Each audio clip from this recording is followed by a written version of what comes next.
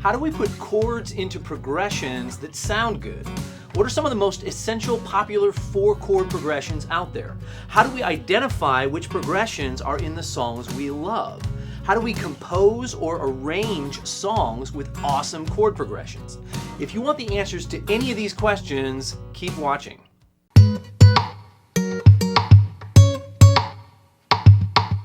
I'm David Harsh with Guitar Success for You. As a guitarist, songwriter, recording artist, worship leader, arranger, and music listener, I'm constantly exposed to chord progressions. And whether you know it or not, you are too. Today, I'm going to unpack 4 of the most popular 4-chord progressions and show you how you can identify, play, and use them in your own guitar and music artistry. I'll be speaking from the perspective of a guitarist, but really, if you play a different instrument, you could still totally get a ton of value from today's video. These 4 progressions have been battle-tested across decades, styles, and genres, and that's because they work. The best part is that they consist of only 4 chords each, and wait for it, all 4 of the chord progressions I'm going to show you today involve the same 4 chords in different sequences. Before our time is done, I'll actually test your ear by playing all 4 of today's progressions, and spoiler alert, I won't just play them on the guitar. Some of them I'll play on other instruments you know, but I'll also leverage a few unique instruments, some of which I'm pretty sure you've never seen before. This will allow us both to see how strong your ear has become after I equip you with the knowledge and skills I'm about to share with you. Ready to open your mind and ears to some essential sounds? Let's get started. This is another experimental video. A few of these videos we've created have taken us into uncharted territory, and they've been very well received. So I'm game to try something here and see if it leads to more videos like this. We'll call this Epic Chord Progressions Part 1, and then it's up to you whether we make a Part 2. Hey, that rhymes. Usually I explain why I teach a concept toward the end of the lesson, but I'm going to try something different today. I'm going to tell you 5 reasons why these chord progressions will matter to you right now. First, let's say you want to learn a simple song by ear. You'll need to be able to hear what the chords are, at least in relation to each other. Second, what if you want to write or arrange a song and you want it to sound fresh? It's important to use progressions that work well, and jamming on these progressions will get you making some creative sounds you can use in a song. Third, what if you're listening to a song and you want to know why the chords work so well together? Understanding these progressions will help you recognize when they appear and why they are pleasing to your ears. Fourth, what if you're playing a song and you want to transpose it to a new key? Your understanding of chord progressions will help you do this much more quickly. Lastly, what if you're trying to memorize a song and you need something to grab onto to help you? Knowing the progression will keep you on track. There are more reasons, but these are just a helpful handful. How important are chord progressions for guitarists? About as important as soil is for plants. We live and thrive in chord progressions, and we make intentional choices about melodies, whether vocal or instrumental, based on chord progressions. So let's discover all 4 progressions. The way I'd like to do this is to start with all 7 of the diatonic chords in a key and grab the 4 chords we need. G major is a very guitar-friendly key, so let's hang out there. The chords in G major are G major, A minor, B minor, C major, D major, E minor, and F sharp diminished. We can number these with the Nashville number system as 1, 2 minor, 3 minor, 4, 5, 6 minor, and 7 diminished. Now, the most used chords in pop and worship music especially are 1, 4, 5, and 6 minor. Can you name or even play those 4 chords here in G major? Feel free to pause me if you want to grab your guitar and try them first, because I'm about to go for it. The chords are G, C, D, and E minor. That's 1, 4, 5, and 6 minor. G is 1, C is 4, D is 5, and E minor is 6 minor. If you prefer to play these chords differently like this, please do. Now, if you're like, whoa, what were those chords? I got you. This video unpacks those 4 chords and helps you get right to playing with easier shapes that actually sound even better. In fact, I think I'll just use these shapes going forward today. Now I'll unpack these 4 epic chord progressions I promised you. The first progression is 1, 5, 6 minor, 4. So in G, the chords would be G, D, E minor, and C. I'll use a strumming pattern to bring this to life a bit. You don't have to strum if you don't want to. You can just strum the chords on held diamond notes, like I just did, or you can strum along. You can even just listen today. I like the strumming pattern that I like to call the folk pop strum, which goes down, down, up, down, up. So I'll play this strumming pattern with this first chord progression. I'll call out the Nashville numbers as I play, and you'll also see and hear the chords on my guitar neck as I play. I'll count us in. 1, 2, 3, 4. We have 1, 5, 6 minor, 4. 1, 5, 6 minor, 4.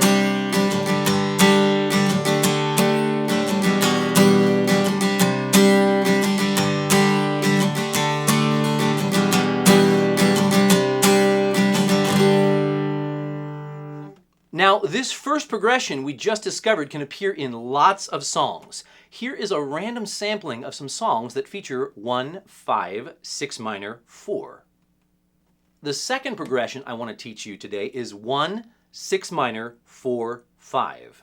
In G major, the chords would be G, E minor, C, and D. I'll play the 4 chords, and you can jump in whenever you want as I call them as Nashville numbers again. I'll count us in. Same strumming pattern. 1, 2, 3, 4. We have 1, 6 minor, 4, 5. 1, 6 minor, 4, 5.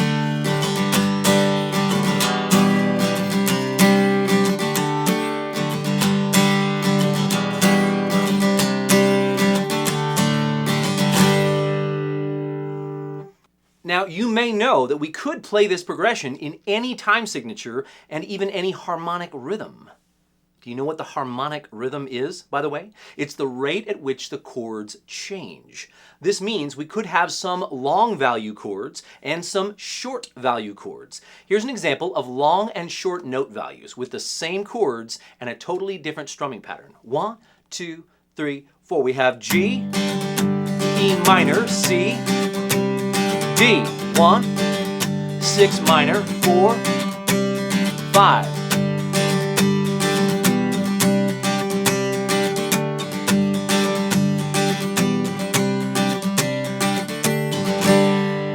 Can you hear the difference with the altered harmonic rhythm? This second progression, 1, 6 minor, 4, 5, is also very common, especially as it turns out, with oldies music. Here's a random sampling. Okay, let's jump into the third progression. This one starts on the 6 minor. Classical cats might call this the minor 1.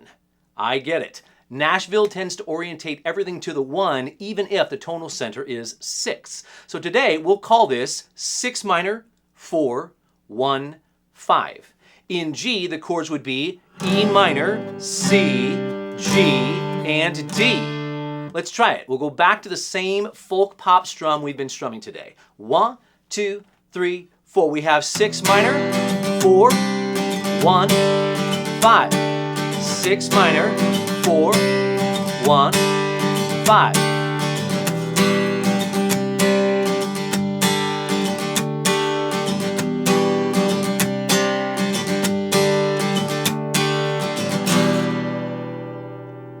Quick story, I was working out at a gym one time, and as the workout music was playing, I realized that for the better part of an hour, the vast majority of the songs that were playing, like 90% of them, were using this chord progression in a variety of keys. I was amazed. This is a super well-loved progression. I use it in several of my original songs as well. These are some examples of songs that use this progression of 6 minor, 4, 1, 5. Okay, we've got one more progression to tackle today. Before we do, please like, subscribe, and ring the bell so I can share more great content with you. Thank you for helping us build our channel. One thing you might also consider doing is commenting below this video with songs you know that use one or two of these progressions. That would validate that you can hear and identify these progressions. Be sure and specify which progression the song you're referring to uses so we know that you know.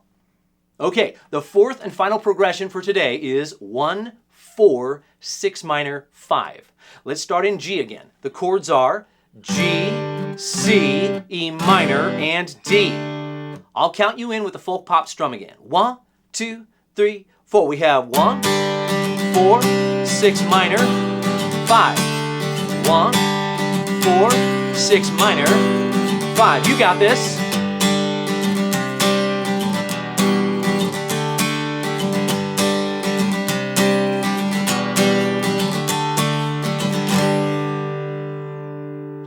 These are some examples of songs that feature this progression of 1, 4, 6 minor, 5. So to recap, in G major, we focused on these four progressions today with 1, 5, 6 minor, and 4. Then 1, 6 minor, 4, and 5. Then 6 minor, 4, 1, and 5. And finally 1, 4, 6 minor, and 5. They have the same four chords, and their order is only slightly variated, but the difference is significant. A couple questions. First question, can a progression be used for an entire song? Yes, but usually it's more interesting if the progression changes. Second question, are there more progressions besides these four? You know there are. Today was just a taste. If you want me to unpack more of these, you gotta let me know in the comments. Now it's time for me to test your ear. I'll play these four progressions in a random order. I will repeat some of them. I'll only play options from these four progressions, but I won't just play them in 4/4 time or in the key of G, so listen closely. The tempo and harmonic rhythm will vary as well. I'll play each example 4 times. By the time I play each progression the 4th time, I will have revealed which progression it is by Nashville numbers. So your challenge is to guess each progression by Nashville numbers before each answer is revealed. Ready?